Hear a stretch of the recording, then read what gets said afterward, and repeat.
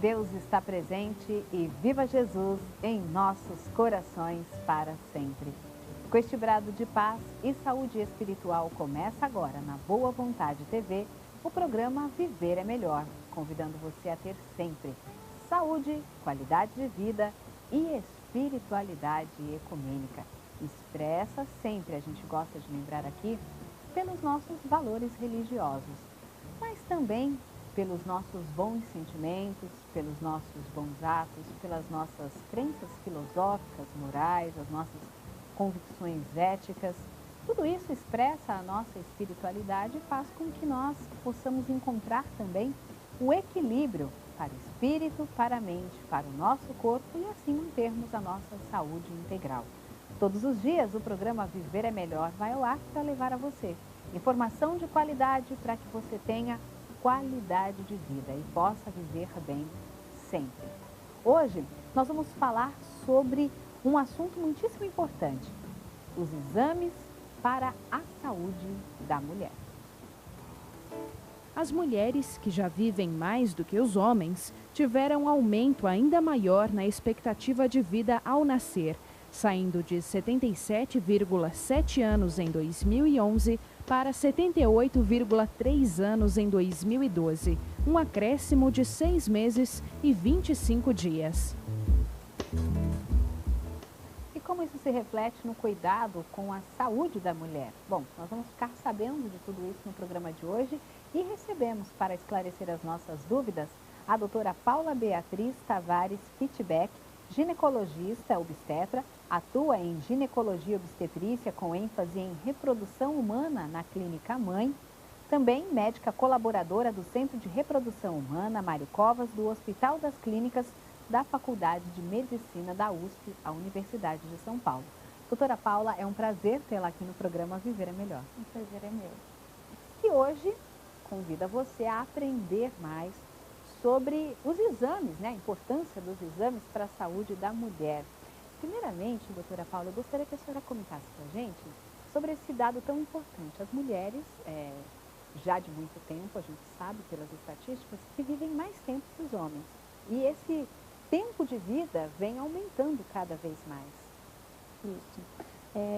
Uma das principais razões é que a mulher ela tem a proteção, que a gente chama de proteção cardiovascular, que ela é devida à produção de estradiol ovariano. Tá? Então, essa produção hormonal, que ela é bem maior na mulher em relação ao homem, ela faz que durante a vida reprodutiva, ou seja, até a menopausa, a mulher tenha essa proteção cardiovascular maior do que o homem. Tá? Um dado importante é, após o início da menopausa, que se dá em média aos 50 anos na população brasileira, essa proteção ela já não existe mais. Então, outros fatores influenciam. Tá? Entre eles, além dessa proteção, a pessoa, assim, a mulher, ela procura mais o serviço médico. Tá? Então, a mulher ela tem um ginecologista, ela tem durante a gravidez um obstetra, então ela é uma pessoa que pelo menos uma vez por ano, às vezes a cada 2 anos em algumas mulheres, mas ela procura um profissional médico para fazer um check-up. Né? Isso não acontece na população masculina, infelizmente. Deveria acontecer, mas a maioria dos homens começa a se preocupar em fazer esse check-up após os 40, 45 anos, né, que procura principalmente pelos exames de próstata, cardiovasculares também, mas numa idade ou muito... em decorrência já de algum problema. né? Na verdade, esse é o principal fator. A maioria dos homens só procura quando tem algum sinal ou sintoma que o leve ao médico. A mulher, ela faz essa Ela já tem esse cuidado ao longo da vida, né? Exatamente. E aí, nesse caso, quando a gente vê esses dados do Brasil comparados com estatísticas mundiais, a gente pode dizer que a mulher brasileira cuida bem da sua saúde, doutora? As estatísticas, elas são muito semelhantes, tá? Então, assim, ela cuida, se a gente for comparar, por exemplo, com a população da América do Norte, população americana, então, a mulher brasileira, ela tem uma saúde muito melhor, né? Principalmente pela alimentação, né? Que ainda é um pouco melhor do que a América do Norte. Agora, se nós formos comparar com alguns países da Europa, Então, existem certos países no qual, principalmente mediterrâneos, que a alimentação é mais balanceada, que elas têm uma longevidade até um pouco maior ou igual à população brasileira.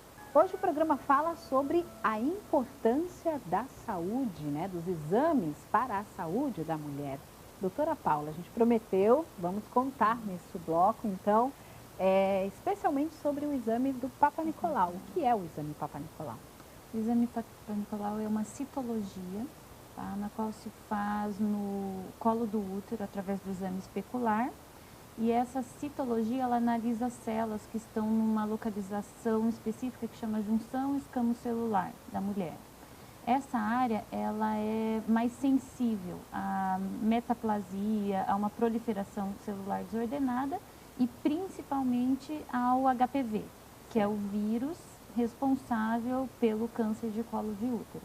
Então, é um exame preventivo para o câncer de colo de útero. Então, ali é retirado o material dessa área Isso, da através mulher. de um escovado. Isso. Tá? E esse material é que vai ser analisado. Ser analisado através de uma citologia, que é uma análise celular.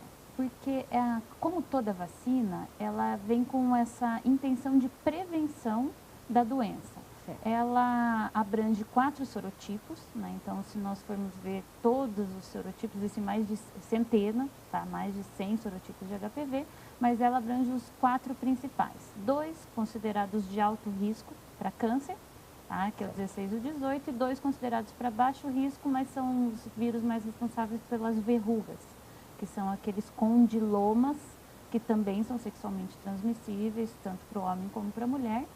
Que o 11 e o 6, são os 4 sorotipos. Ela vem com o objetivo de prevenir no futuro que essas meninas, né, e os meninos também, com o tempo, a gente também já faz a prevenção de meninos, né, provavelmente vai ter essa campanha para os meninos também, que eles não adquiram o HPV. Tá? Então, é importante lembrar que são 4 sorotipos somente, mas são os mais comuns. Então, ela não é um tratamento curativo. Então, muitas mulheres mais velhas, elas querem fazer a vacina porque já tiveram HPV ou porque elas têm esse medo, então ela não vem, toda vacina ela não é uma cura, ela é uma profilaxia, uma prevenção. Então, esse é o objetivo. Então, a longo prazo, que essas meninas não venham a contrair o HPV, que são os mais assim, importantes, os mais comuns para o câncer de colo de útero, que infelizmente no Brasil ainda é muito alto em relação aos demais países. E nesse caso, a idade escolhida para se iniciar essa campanha, né, de vacinação é justamente para que se faça essa vacina antes do início de uma atividade sexual. Exatamente. Muitas mães, elas pensam, mas a minha filha ainda não tem relação, ou isso vai fazer com que a minha filha pense em ter relação antes. Tá? Então, isso acaba não sendo uma verdade, né? Porque ela vem com esse objetivo. É como qualquer vacina, de prevenção. Então, você faz para que a longo prazo você tenha os benefícios.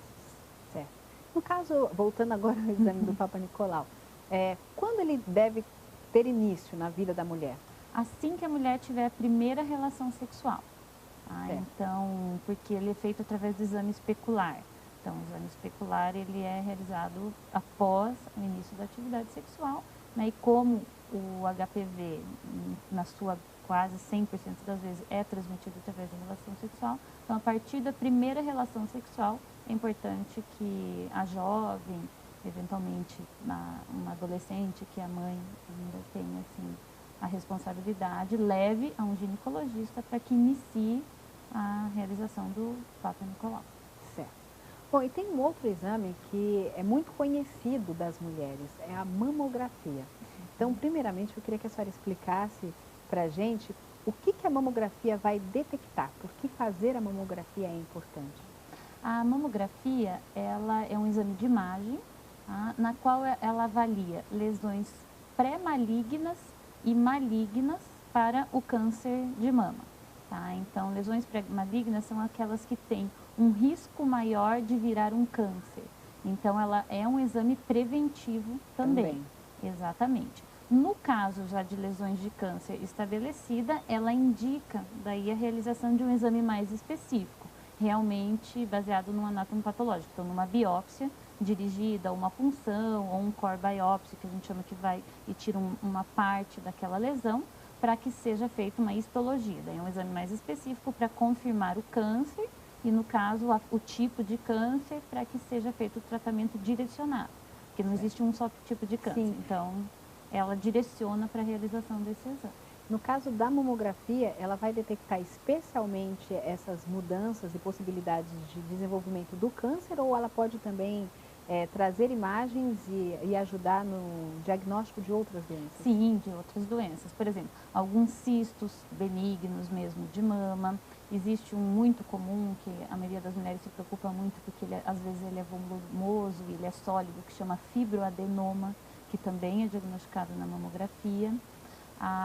Às vezes, mulheres que usam prótese podem ter algum problema na prótese, então também isso é detectado nesse exame de mamografia, junto com o ultrassom também, né? Então, às vezes, quando tem um encapsulamento ou um extravasamento, há um tempo atrás, isso foi bastante frequente, né? Então, em todas as doenças da mama, algumas vezes associada ao ultrassom de mamas também, em algumas mulheres, principalmente nas mais jovens, nos quais ainda não ocorreu a lipossubstituição, que é uma substituição da gordura nas mulheres mais velhas. Isso às vezes tem que ser associado ao ultrassom, porque só a mamografia não consegue identificar. Isso é importante. Então, quando a mulher é mais jovem, é importante que se peça o ultrassom também associado, porque a mamografia ela não é tão sensível para algumas lesões assim. Certo.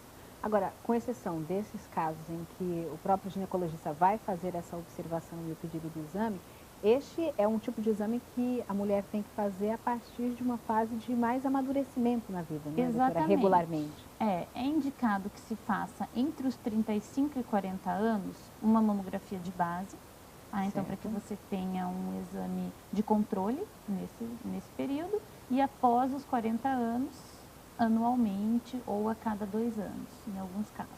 Porque este é o período em que a incidência do câncer de mama aumenta? É muito maior, exatamente.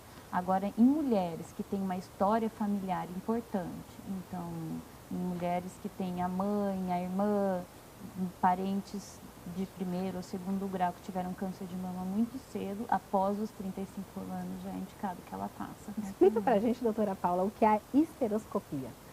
A histeroscopia é um exame de imagem, na qual você vai com uma câmera bem fininha através do colo do útero. Certo. Então você entra na cavidade endometrial, que é a cavidade uterina, com essa câmera, e você tem uma lente de aumento. Então você vê uma imagem real do que está acontecendo dentro desse endométrio. Certo. E aí, quais são as recomendações para este exame, né? Quem precisa fazer? Tá. Então, a histeroscopia ela tem algumas recomendações específicas, tá? Então, ele não é um exame que deve ser realizado de rotina para todas as pacientes. Um grupo importante são as mulheres pós-menopausa que apresentam um espessamento endometrial, tá? Então, essas mulheres que apresentam esse espessamento estão ou não em uso de terapia de reprodução hormonal, de acordo com a espessura que você vê ao ultrassom, é indicado que se faça para excluir malignidade, então excluir que essa mulher tem um câncer de endométrio. Ela é utilizada também em casos em que você quer fazer um diagnóstico de alguma doença ginecológica específica no endométrio, então miomas submucosos, pólipos endometriais e algumas hiperplasias endometriais. Então também é um exame específico, você vai com essa câmera e geralmente você faz uma biópsia ou já faz uma histeroscopia daí cirúrgica, no mesmo tempo cirúrgico. Tá? A maioria das histeroscopias ela é feita com sedação também, porque é um exame um pouquinho desagradável. Quando você já tem esse indício que você vai precisar fazer uma abordagem maior, você já se prepara com uma anestesia para essa paciente, para que você faça tudo no mesmo tempo cirúrgico. E um outro grupo que é importante é o grupo com infertilidade. Então, na maioria das mulheres com infertilidade, é um exame importante para que você exclua causas uterinas e endometriais de infertilidade. Certo. E existe contraindicação para esse exame? Contraindicações depende muito na verdade, a contraindicação é você não ter a indicação. Então, ela, obviamente, se você não vai fazer uma histeroscopia de rotina para todo mundo. Então, ela tem que ter a indicação. Contraindicação, eventualmente, se ela precisar de uma anestesia, ela tiver algum problema de saúde que impossibilite a realização dessa anestesia, tá? Então, algumas doenças cardíacas graves, assim, a gente evita de fazer desnecessariamente. Mas com a indicação precisa, não. Você tem, se você tiver a indicação, não existe nenhuma contraindicação, nenhum problema. E uma coisa que a senhora falava, que eu achei bem interessante a gente trazer aqui também para destacar, é que esse exame contribui aí na busca por causas de infertilidade. Exatamente. Então, é um outro recurso também da medicina para ajudar na reprodução humana. Com certeza. Nós realizamos quase que de rotina nas pacientes que vão fazer um tratamento de reprodução assistida, porque o endométrio, que é o que a gente avalia, Sim. é onde existe a implantação embrionária, né? Então, que vai receber o embrião, seja numa gestação natural ou numa gestação com reprodução assistida. Então, é importante que o endométrio esteja 100% normal para que a gente tenha uma gestação. Tá certo. Bom, e tem um outro exame importantíssimo, com um nome também um pouco mais difícil, complicado, mas esse eu acho que as mulheres conhecem um pouco mais, que é a colonoscopia. Então, vamos começar também explicando o que é ela. A colonoscopia também é um exame de imagem, no qual você vai com colonoscópio, que tem uma câmerazinha Também semelhante também no colonoscópio, na pontinha, e você avalia todo o trato gastrointestinal, o trato intestinal, perdão, através do reto. Então, você geralmente com sedação também, que é um exame um tanto quanto desagradável. Então, você faz um preparo intestinal antes e o gastroenterologista, ele entra com essa câmera através do ânus, do orifício anal, e ele atravessa todo o intestino grosso, ele vai e avalia imagens que podem levar ao câncer, porque o câncer gastrointestinal, ele também é muito frequente após os 40 anos. Tá? Então, na saúde da mulher, ele é indicado quando a mulher ela tem mais de 40 anos. Tá? Em alguns casos se faz mais frequente, a cada 2 anos, às vezes a cada 3 e a cada 5 anos, de acordo com os critérios da paciente. E existiria, assim, alguma coisa que leve a essa recomendação médica antes desse período? Sintomas, por exemplo, que poderiam exigir uma colonoscopia? Sim, com certeza. Então, algumas mulheres, elas têm sangramento nas fezes, tá? Então, a presença de sangramento nas fezes, ela é um indicativo de que pode haver alguma lesão, seja ela benigna, né? Então, algumas doenças de vertígula, por exemplo, podem levar a esse quadro, ou a um câncer. Então, a presença de sangue nas fezes, a mudança da forma das fezes. Então, geralmente elas ficam muito mais finas, com raias de sangue, eventualmente também. Então, esses são indícios de que se tem que procurar. Diarreia frequente também, tá?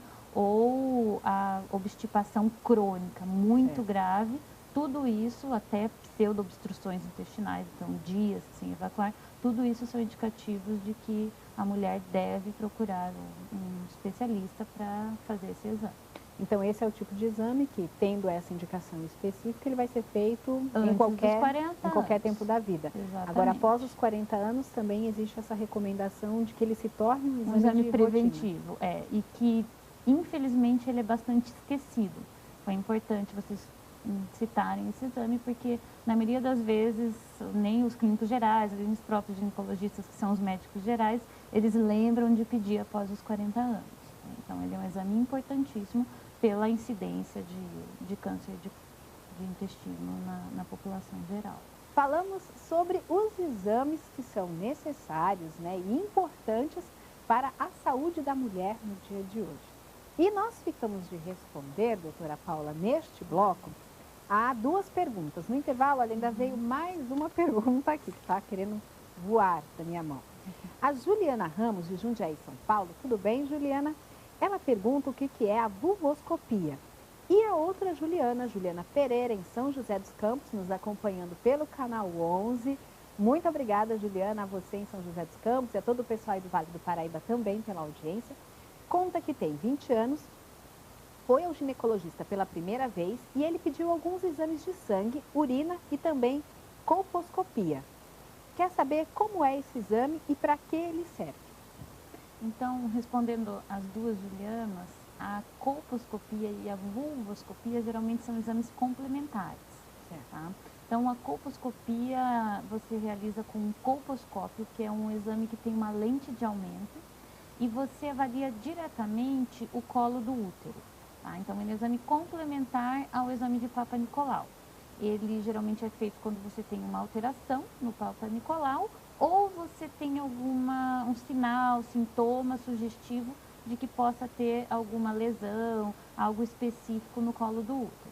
Tá? Então, ele é realizado com a coloração com ácido acético e com o iodo, tá? Então, no qual você, através da diferença de coloração de alguns tecidos, você identifica lesões específicas que podem estar relacionados, por exemplo, com HPV ou algum processo inflamatório, e você geralmente faz uma biópsia dirigida nessa área para que tenha um exame diagnóstico mais específico. A vulvoscopia é mais ou menos o mesmo raciocínio. Você usa essa lente de aumento, faz esses testes de coloração com a biópsia dirigida também, mas na região da vulva, tá? Que é a região mais externa, a vagina, exatamente, para que você tenha um diagnóstico mais específico de algumas lesões aí nessas áreas acometidas. Certo. E a outra dúvida que nós apresentamos aqui foi da Ana Clara, da cidade do Rio de Janeiro. Tudo bem, Ana Clara? Muito obrigada pela audiência no programa Viver é Melhor. Ela pergunta, conta que é mãe e que tem uma filha de 8 anos. E aí a pergunta dela é: quando eu devo começar a levar a minha filha ao ginecologista? Quais tipos de exames seriam solicitados? Então, bom, Ana Clara, depende muito do que a sua filha vem apresentando. Tá? Então, aos 8 anos, 8, 9 anos, geralmente as meninas começam a ter o que a gente chama de pelarca e pubarca, que é o início do desenvolvimento dos pelos pubianos, os pelos relacionados com o estímulo hormonal, né? E a telarca, que são dos brotos mamários. Isso pode se dar a partir dos 8, 9, 10 anos em média. Se a Ana Clara está percebendo que isso vem acontecendo muito rápido ou com muita antecedência, então é importante que vá ao ginecologista já. Por quê? Porque algumas meninas, e isso tem se tornado um pouco mais frequente, elas têm sido acometidas com a puberdade precoce. Então isso é muito comum. Então, se ela já tiver com 8 anos com um desenvolvimento muito acelerado dos pelos pubianos, dos mamilos, então é importante porque existe tratamento. Então, se você conseguir bloquear o desenvolvimento hormonal dessas meninas a tempo, elas não entram numa puberdade precoce, elas têm o crescimento, o desenvolvimento normal. Tá? Isso é importante também a gente destacar, desculpa, doutora Paula, porque na questão da puberdade precoce, às vezes ela pode falar assim, a mãe pode achar, mas ok, tá ficando mocinha, é natural da vida, não vamos interromper agora, mas é importante que isso aconteça porque a puberdade precoce vai interromper diversos processos também e vai disparar outros processos no organismo daquela criança que não está ainda madura fisicamente, né? É isso mesmo. Então, essa criança ela vai ter um retardo do crescimento, ela vai começar a ter os ciclos menstruais, então, um estímulo hormonal mais precoce, né? Isso tudo tem tratamento e é relativamente assim, quando é feito um diagnóstico precoce, é relativamente tranquilo de tratar. Exatamente. Agora, se ela perceber que a filha está num desenvolvimento normal, geralmente se orienta quando a menina tem a menarca, que é a primeira menstruação. Tá? Então, é importante que procure um ginecologista, porque daí ele vai avaliar se essa menarca ela foi normal, numa idade certa, vai comparar a menarca com o desenvolvimento dos pelos pubianos, com as mamas, e vai começar a seguir essa menina até que ela tenha o início da sua vida sexual. Algumas meninas, principalmente nos primeiros 2 anos da menstruação, da menarca, elas têm muitas cólicas, uma irregularidade menstrual muito importante. Então, essas meninas adolescentes, elas também podem ser tratadas para que elas não tenham tantos sintomas, consequências à menstruação. Certo. Um outro exame muito conhecido das mulheres, e esse não tem um nome tão assustador, porque a gente já é mais comum para a gente, é a questão do ultrassom, doutora. E aí, no caso das mulheres especificamente, a gente já tem aquele ultrassom abdominal que é frequente, né, e também é de rotina quando necessário, Mas o ultrassom pélvico é específico da mulher. E aí eu queria que a senhora falasse sobre a diferença deles.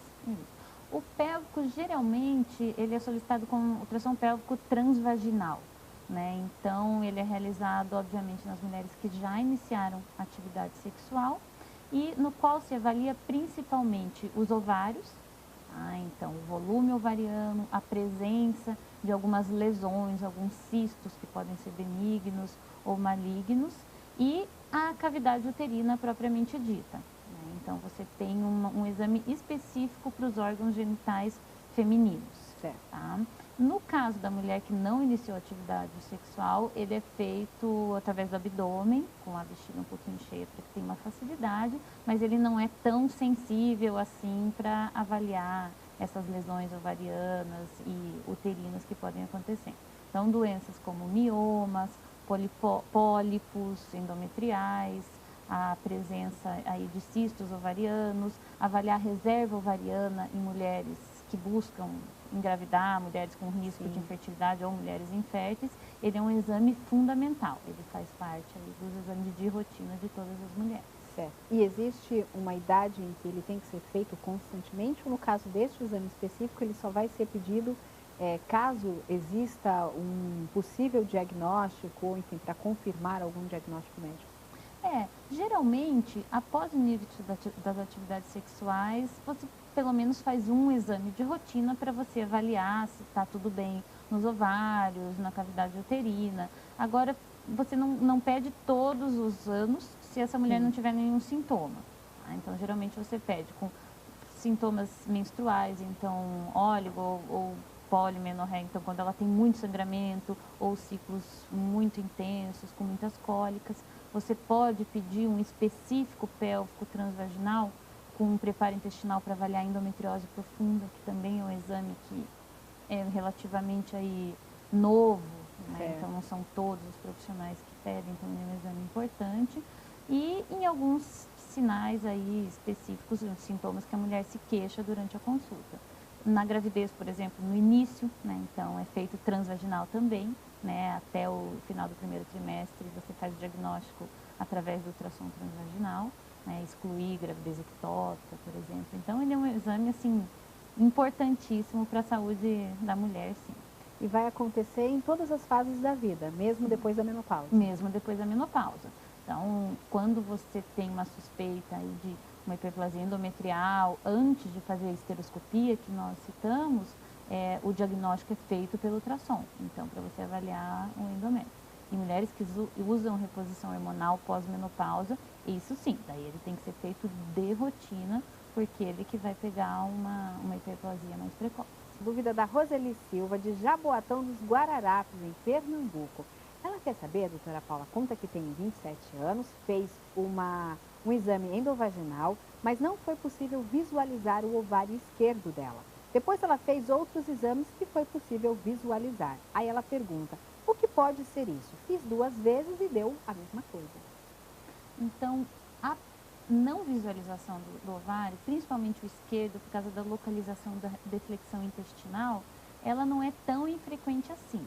Tá? Então, o que pode acontecer é que, eventualmente, devido à presença, sobreposição de imagens com as alças intestinais, tenha sido difícil de visualizar, tá? Mas pode ser também que esse ovário está numa localização anômala, tá? Então, algumas afecções, principalmente pélvicas, algumas inflamações, doenças ginecológicas como endometriose e outras, elas levam a uma aderência ovariana. Então, pode ser que esse ovário esteja aderido ao útero em uma posição anômala na qual o ultrassonografista ele não foi capaz de identificar essa localização por não estar na localização habitual. Tá? Outras causas mais raras seria a presença de uma agenesia ovariana unilateral, não existir mesmo esse ovário. Tá? Então, o ideal, no caso dela, seria fazer um ultrassom com preparo intestinal. Então, como tomar alguns laxantes, existe um preparo específico, tá? Um pouquinho semelhante ao da colonoscopia, no qual você faz esse preparo, tenta diminuir essa sobreposição gasosa de imagens e tenta identificar. E, de preferência, com um especialista, assim, em imagem da mulher. Certo. Tá? Então, alguém que seja específico assim, para a imagem, nessa área, para que exclua. Se não identificar, daí uma tomografia, uma ressonância. Certo. Então, que daí vai ter o diagnóstico 100%. E só para que fique bem claro para todo mundo que está em casa, já que a gente está falando de exames, ela falou do exame endovaginal. Que exame que é esse? O ultrassom transvaginal é ele? É o mesmo, é o mesmo. Então, geralmente o pélvico na mulher que já teve início da atividade sexual é com o probe transvaginal. Então, você acopla a imagem a um transdutor que tem um específico ali, vai até o colo do útero, então que você está muito próximo à imagem. Sim. Então, é o mesmo, é o ultrassom. Então, é ultrassom transvaginal, ela fez o certo. Se não identificar com esse preparo, daí fazer uma ressonância ou uma tomografia. Correto. A Suzana Oliveira Ramos, de Águas de Lindóia, São Paulo, diz que num exame de rotina, o médico disse que o útero dela é bicorno. Ele explicou, mas ela não entendeu direito. E então ela pergunta, o que é isso, doutora? Pode trazer alguma complicação para mim? Tenho 28 anos e já tive um filho. Então, complicação sim e não, tá? Então, o útero bicorno, ele vem da origem embrionária, tá? Então, quando você tem o desenvolvimento embrionário da mulher e do homem, quando o desenvolvimento é para o XX, para o feminino, existe o desenvolvimento do ducto de Miller, que vai dar origem ali ao útero e ao terço superior da vagina. Tá? Então, acontece uma ramificação, uma invaginação, e ele se fecha e forma a cavidade uterina. Então, o útero fica mais ou menos assim. No caso do útero bicorno, foi parcial. Então, a mulher, ela fica com 2 cornos uterinos, ou seja, ela tem como se fosse 2 cavidades endometriais. Ela tem 2 endométrios, um colo só, tá? E, em alguns casos, isso pode levar a um aumento do risco de abortamento, de dificuldade para engravidar, mas geralmente não. Geralmente a mulher tem, logicamente, a gravidez em um dos cornos só, né? Então, isso é uma gestação normal, tá? E se fosse um útero de Delfo, que é o completo, ela tem 2 úteros, 2 colos, 2 vaginas, então acaba sendo um pouquinho mais complicado, tá? Isso poderia ser também um septo, que é quando ele é um pouquinho mais profundo, tá? Então, no caso dela, a princípio é uma ela até teve já uma gravidez? Exatamente, ela nasceu, isso daí é da formação embrionária, ela já teve uma gravidez. O que a gente sugere é, se ela tentar engravidar novamente, que ela faça um ultrassom precoce para ver que está tudo bem, tá? Ou se tiver alguma dificuldade, procurar um especialista. Mas na maioria dos casos não tem nenhuma repercussão muito importante, não. Tá certo. Bom, esperamos ter esclarecido a sua dúvida, Suzana, para que você possa entender então como funciona direitinho e faça esse acompanhamento médico aí dependendo do seu caso. Bom, a Clarinda Frovelato, de Cabreúva, São Paulo, pergunta se o uso de concepcional tem alguma relação com o câncer. Com o câncer de ovário, ele é um protetor, tá? Então, por quê? Porque o anticoncepcional, ele é anovulatório. Então, ele faz com que o ovário, ele não libere os picos ovulatórios, não tem ovulação. E naquela cicatriz que chama corpo lúteo, que a maioria das pessoas já ouviu falar por causa da gravidez, ela cria uma área de divisão celular muito intensa. Então, ali é que acontece a maioria das vezes os cânceres de ovário, tá? Não genéticos, não ligados a alguns genes específicos. Então, nesse caso, ele é até um protetor, tá? Em outros cânceres hormônio-dependentes, como por exemplo o câncer de mama, ele tem relação sim. Então, a mulher que tem um câncer de mama geralmente relacionado com um receptor hormonal, ela não pode fazer uso de nenhum tipo de tratamento hormonal, incluindo o anticoncepcional, tá? Existem outros cânceres também que têm receptor hormonais, nos quais não é indicado, é contraindicado o uso do anticoncepcional.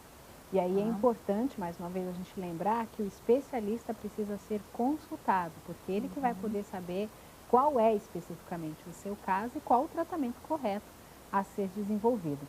Doutora Paula, nós estamos chegando nos minutos finais do programa de hoje e ainda sobraram alguns exames para a gente falar. Então, eu queria que a senhora fizesse um destaque, né, de quais são os outros exames que são importantes para a saúde da mulher. Então, é importante que a mulher ela faça um check-up clínico geral, específico. Então, glicemia de jejum, então para ver risco de diabetes, resistência à insulina.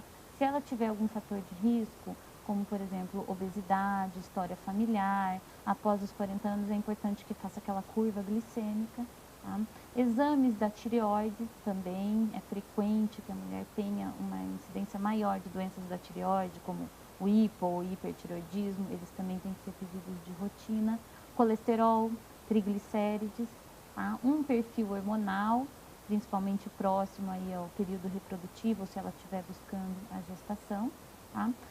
Citar também a densitometria óssea, que é um exame que avalia a densidade mineral óssea e principalmente o risco de osteopenia e osteoporose, que em são mulher também é uma incidência muito grande. muito grande, tá? Em mulheres, principalmente quando já começa a entrar no climatério, próximo à menopausa, porque você tem o início da queda do estradiol, que é um protetor, né, da densidade óssea, então isso também é importante. Mulheres que têm um fator de risco, né, então com mulheres que têm um índice de massa corpórea muito baixo, que têm história familiar, então é importante que seja pedido.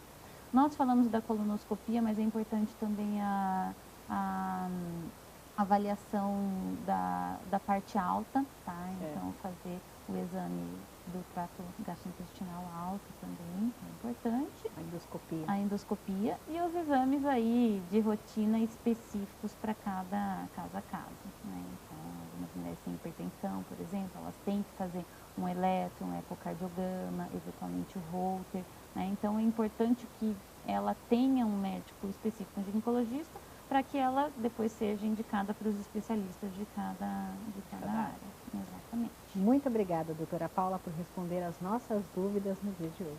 Tá bom. Obrigada a vocês, foi um prazer estar com vocês essa tarde. Bom, hoje nós falamos sobre a importância dos exames de saúde para a mulher. Conversamos durante todo o programa Viver é Melhor com a doutora Paula Beatriz Tavares Fitbeck, ginecologista e obstetra. Ela atua em ginecologia e obstetrícia com ênfase em reprodução humana na Clínica Mãe e também é médica colaboradora do Centro de Reprodução Humana Mário Covas, do Hospital das Clínicas da Faculdade de Medicina da USP, a Universidade de São Paulo.